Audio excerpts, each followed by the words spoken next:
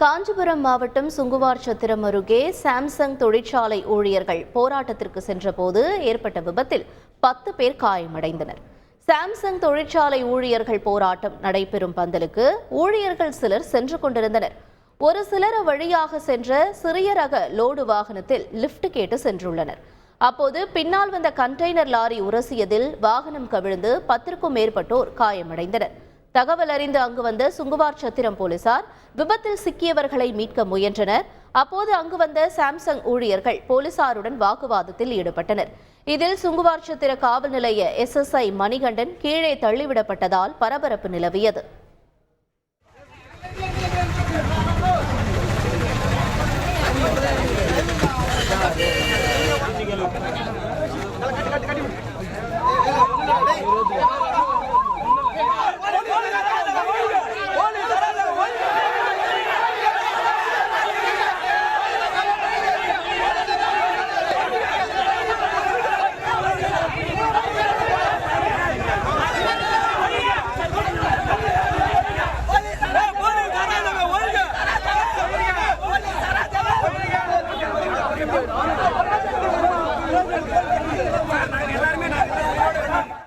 விபத்தில் காயமடைந்த ஊழியர்கள் மீட்கப்பட்டு 108 ஆம்புலன்ஸ் மூலம் ஸ்ரீபெரும்புதூர் அரசு மருத்துவமனைக்கு சிகிச்சைக்காக அனுப்பி வைக்கப்பட்டனர்.